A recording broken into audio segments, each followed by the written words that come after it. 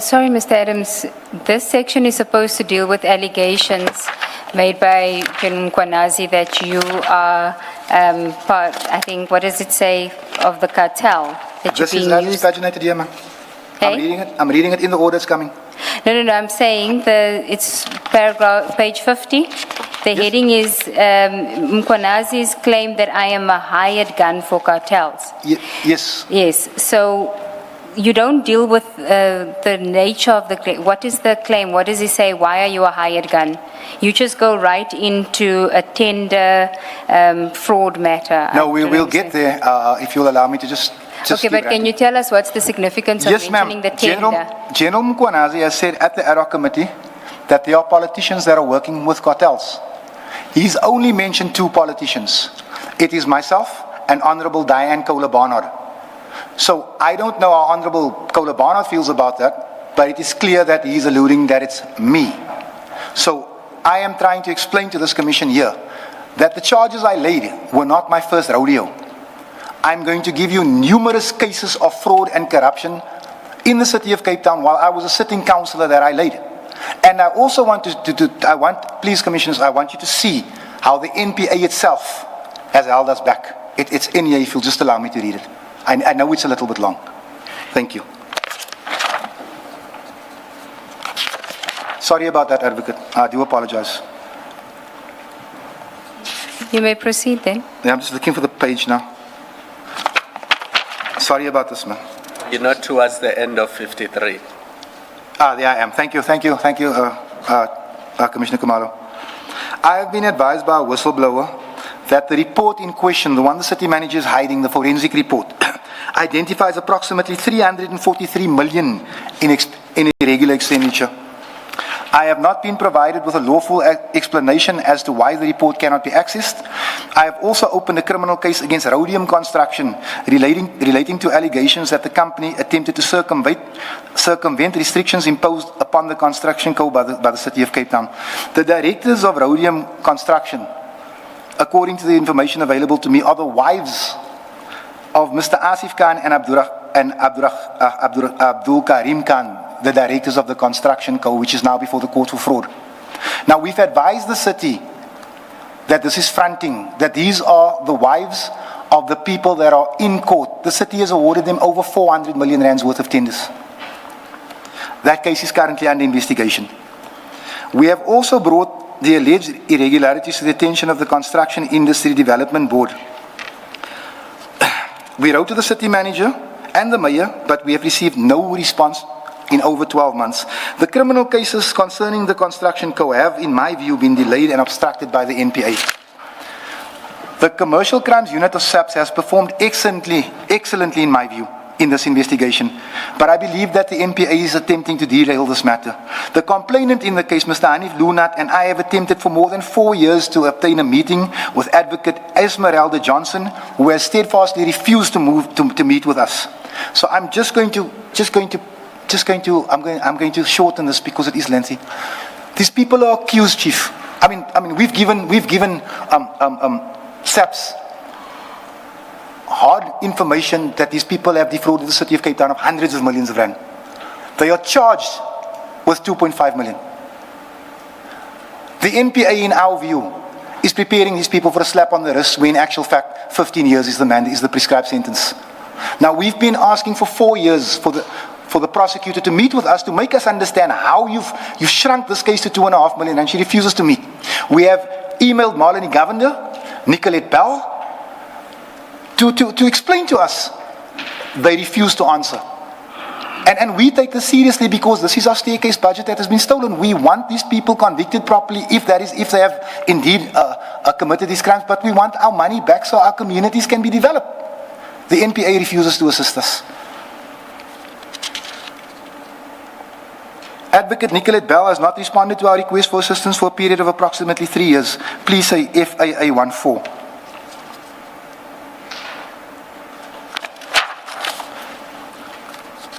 We have emailed, not me, Hanif Lunat has emailed Advocate Mok. I think that might have been 4 months ago. He's the new head of the NPA in our area. He's not responded either.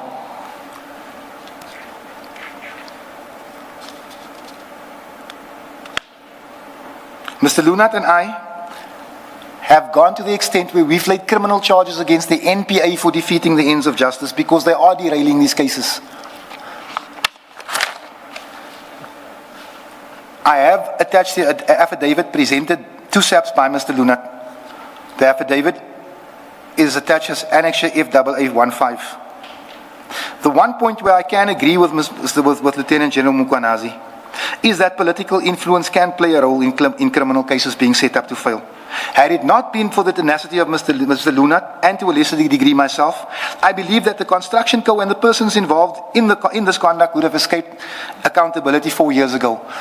Commissioner, they've been before the court for 4 years for fraud. They haven't played yet. That's the game the NPA is playing with us in this case.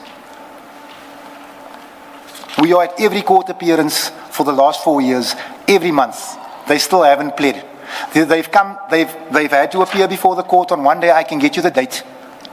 And what happened on the day is the accuser's not in front of the judge, but the case gets, but they get given another date. We can't understand what's happening here. I'm going to move straight to the end of page 58 because we have laid charges against fleet management. I have also, it is according to the Democratic Alliance Councillor Mrs. Deirdre de Vos and Mayoral Council Member for Housing and Deputy Federal Executive Chairperson Mr. Carl Papheim that an attempt on my life was made by Alderman J.P. Smith, the head of safety and security in the city of Cape Town. It is alleged by, let me just give you the back end of the story. I think it's going to be easier, Chairperson. I was coming from Mpumalanga, I think it was in June of last year, when I got a phone call from then Councillor Papheim, who would later become the MACO member for housing. And he said to me, Fadiel, wherever you are, stay indoors. And I asked him why. I said, I'm a big boy. He said, no, JP, I can't repeat what he said. I said, Carl, what's happening? Because Mr. Papheim and I are cordial. He said to me, JP tried to have you killed. I said, why? He said, no, Deirdre called me now. He says, Deirdre is a bit slow. So she did what JP told her to do and realized afterwards, and then she called me for advice. I said, what happened? He said, JP Smith, I think he's the Deputy Federal Chairperson of the DA. He sent a newly elected councillor, Deirdre de Vos, to Manenberg to go and speak to a former gang boss who does work for the city of Cape Town and tell him that Fadiel is meddling. We're going to have to cancel your contracts. Being as dilly as Deirdre de Vos is, she went to the gang boss. And I think his reaction, it sparked a little bit of intelligence in her because she called Carl Papheim. I have a screenshot of the conversation which I only obtained this morning because it was with commercial crimes. I didn't know where else it was because that device is no longer with me. And I called Councillor de Vos and I recorded the conversation. I also called Mr. Faik Moses, the former gang boss, and he said to me, they wanted me to kill you, but I will not be used. Because, Chief, if you have a perception of me as a gangster, a violent man, a drug dealer, a killer, and you tell me that someone is threatening my money, you can assume which way I'm going to react. And this is what Alderman J.P. Smith did according to his own councillors. I, sir, called Faik Moses. I lodged an inquiry. The inquiry number is 1/6/2025. The Commercial Crimes Unit took this case. They took the screenshot where Carl Papheim and Deirdre de Vos are having a conversation where it's confirmed that they tried to have Fadiel killed. They've got a statement from Mr. Faik Moses saying, yes, I do get the impression that they wanted me to hurt this man. They've got a 3-minute or 4-minute recording of Deirdre de Vos speaking to me, not denying that this is what happened. In Cape Town, they cannot get a warrant on that basis. I don't know what not a warrant, a search and seizure, because SAPS wanted their phones to see if the communication was real. They can't get a warrant. So fighting corruption in the city of Cape Town means that next time I walk into Manenberg, there's a bullet waiting for me. And again, this is the NPA, and the magistrate saying we won't issue a warrant on the basis. And someone at Commercial Crimes told me we can't understand this. We've gotten warrants with 10%. 10% of what you've given us. So when General Mkhwanazi makes the assertion that I am a hired gun because I laid charges, I need you to understand, Chief Commissioner, that this is something I've been doing for years. That where I see possible corruption, I will report the crime and step off. And on my phone, I actually saw now the other day, one of my cases, I got a response from SAPS, there's no merit to the case, I'm sorry, we've got an Ollie prosecute. I'm okay with it. I'm not here to make the decision. I'm saying, please look into this. That's all I'm asking. So, fighting corruption, in my view, is not safe. I asked the Commission to listen to Annexure FAA16. It is in support of my allegation that Carl Popheim and Deirdre de Vos alleged that J.P. Smith tried to have me killed.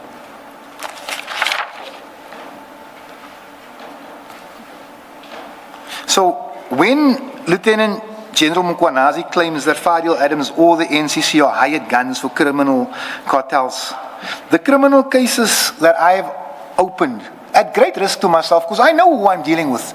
Because you have to remember, the city of Cape Town is the municipality that is notorious for giving big tenders to gang bosses. That's who you're fighting when you report these things. This is the risk we take.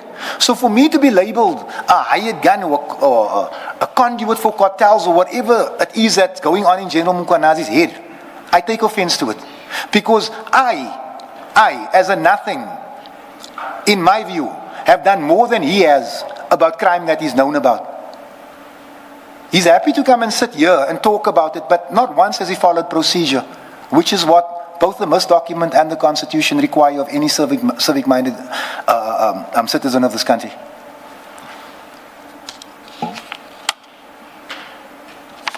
Do you want to then go to 485 on page 59? 85. I thought that's what he had just covered. Yes. Yes. So then I will continue to fight for justice. Are you at 60 now? I think I'm just being a little bit dramatic with 487, advocate. So if you'll excuse me with that, I think I'm done with that. I think you've said it already, yes. 60, Page 60. events leading to my arrest. The events leading to my arrest and the institution of criminal proceedings. This chapter deals with the sequence of events that culminated in my arrest and the institution of criminal proceedings against me. I include these matters because they form part of the factual chronology relevant to the Commission's term of reference and my interactions with the PKTT, and not for the purpose of inviting the Commission to determine my criminal liability or innocence. At the outset, I want to emphasize that the criminal proceedings instituted against me remain pending before the competent court, and therefore I can only say so much. I fully respect the authority of the court to determine the charges in accordance with the law. Nothing contained in this statement should be understood as asking to litigate those proceedings before this Commission or to prejudice the administration of justice. Prior to my arrest, I became aware of information suggesting that members of the PKTT were considering criminal action against me. The precise source of that information is dealt with later in the statement. Upon receiving that information, I did not seek to evade law enforcement authorities or frustrate any lawful investigation. Rather, I instructed my legal representatives to engage with the relative authorities in order to establish whether a warrant had in fact been issued, the nature of the allegations, and the legal process that would be followed.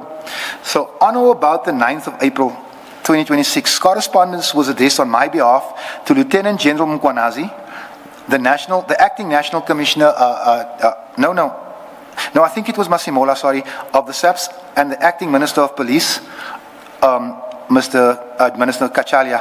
Please see Annexure FAA7. So, in that correspondence, it was recorded that I had become aware of reports suggesting that a warrant of arrest either existing or was being sought against me. I just want to expand just on that just a little bit. I got a phone call from a gentleman claiming to be a friend of the hitman of Sindisi Magaka. He told me that the PKTT had been there to see his friend and they wanted incriminating evidence against me. My response was, I've done nothing. He said, I've been told to call you. I asked him, where did you get this number? He refused to say, because it was a new number. He refused to say. I then what I did then, as explained after this, I expressly indicated that I indicated to General Mkhwanazi, General Masimola, and the Minister of Police that should a lawful warrant be issued, I was willing to cooperate with the authorities and present myself through the appropriate legal channels. The purpose of that correspondence was quite straightforward. My legal representatives sought clarity concerning the legal basis for any contemplated arrest, the jurisdiction in which this matter arose, and the identity of the investigating authority. We also sought to avoid the unnecessary deployment of operational resources where my cooperation had already been offered. Despite these attempts taken, no substantive response was received before operational steps were taken. So what I'm trying to say here, Chairperson and Commissioners, is that I'm sending an email to what I regard as 3 of the top people in law enforcement in the country. I'm saying to them, it's come to my attention that there may be an attempt to arrest me. So all I want to say to you is please don't send men with guns to my house. I'm putting it on record that if there's a warrant, I will present myself to the nearest police station, and here's my attorney on record. That is the email that I sent. That is the annexure. That is F7. The first response that I get to that email is after the PKTT hit the wrong house when they're trying to arrest me. It is common cause insofar as I understand the events that members of the PKTT subsequently arrived at my previous residential address in an effort to execute the warrant. By that stage, my willingness to cooperate had been communicated to the relevant authorities. Following those events, further communication took place between my legal representatives and members of the SAPS.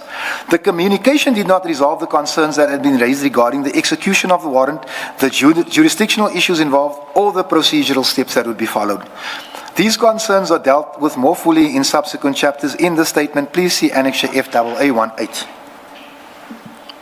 Okay. So, just so that you know, Commissioners, on the morning that it hits the news that the PKTT have hit the wrong house, this is using the best crime intelligence we have, General Mkhwanazi responds to my email dated, I can give you the date. And General Mkhwanazi says, as you know, I almost know it by heart, I've now been given a national task. So I'm not all that clued up with the PKTT. So when I asked the prosecutor earlier, he told me that there was no warrant. It's since come to my attention that there is a warrant.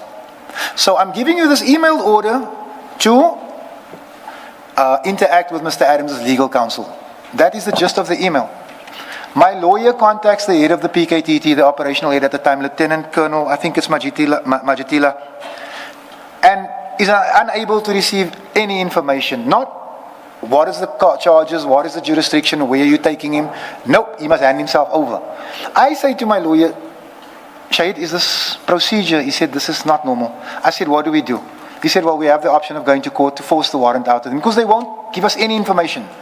We do so. The High Court grants me relief. The High Court says, hand Mr. Adams the warrant and the supporting documents that you used to obtain it. They ignore the High Court order. They proceed with the arrest. When they eventually comply, this is after we go back to court, they give us the supporting document, and it's in the, we'll get there, I'm just jumping the gun. The supporting document can't be read. That's how the PKTT operates. But we will get there, and I'm sure I will be questioned on this. An example of collusion between General Mkhwanazi and Lieutenant General Khumalo. It should say alleged collusion. Before this commission, Lieutenant General Khumalo swore under oath that Mr. Stuart Sharnik is a serial hijacker